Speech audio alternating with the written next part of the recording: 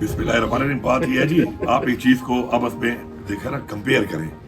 बात यह है कि काला बाग डैम हमारे मुल्क की रीढ़ की हड्डी है, हमारे मुल्क की जरूरत है। दूसरी बात हो गई कि काला बाग डैम के तहफुजात हैं, ANP के तहफुजात हैं, पख्तूनख्वा में भी लोगों के तहफुजात होंगे, इस तरह सिंध के लोगों के या सिंध के हुकूमत के तहफुजात हैं।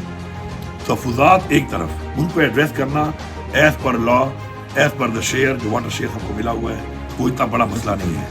अब उस इशू की वजह से अगर आप अपनी रीढ़ की हड्डी को ही ठीक ना करें, इलाज ही ना करें, मसले का हल ना निकालें, तो ये तो ज्यादती है बहुत बड़ी। तो मैं ये कहता हूँ कि काला बाग के अंदर इतना बड़ा कोई इशू नहीं है। काला बाग के बनने के अंदर अभी जो नए मकाम के ऊपर उसकी एक बताई गई है कि यहाँ पे अगर लोकेट हो तो उसमें नौशहरा शहर का कोई भी ऐसी बड़ी आबादी नहीं डूब रही, तो वहाँ पे अगर उसको हम कंस्ट्रक्ट करते हैं और एड्रेस करते हैं पख्तूनख्वा के हकूक का, जो पानी हमारा है, सिंध के हकूक का, उसका और पंजाब का, हक के मुताबिक किसी का हक ना मारो और उसके मुताबिक एक चीज को बनाओ, ये बहुत जरूरी है इस मुल्क के लिए।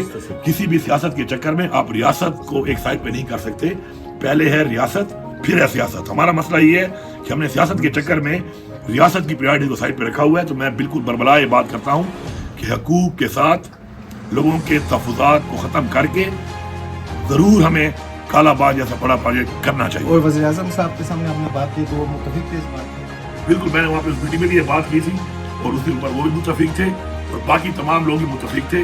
लेकिन एक बात बड़ी क्लियर है कि मैंने वो बात वहाँ पर की, लेकिन हमें 1.5 घंटे की प्रेजेंटेशन दी गई पाकिस्तान में डेमो के ऊपर, तो उसके अंदर काला बाग का जिक्र ही नहीं किया गया। तो मैंने उसी को कहा कि भाईजान, जब आप इसका जिक्र ही नहीं कर रहे, उधर आप कहते हैं कि जी सियासत नहीं रियासत, तो इसी से साबित हो गया है कि जी रियासत नहीं है, सियासत ज्यादा है। तो आप सियासत से निकलें और रियासत के लोगों को बिठा के उनके तहफुजात दूर करके इसको बनाएं। किसको क्या एतराज है?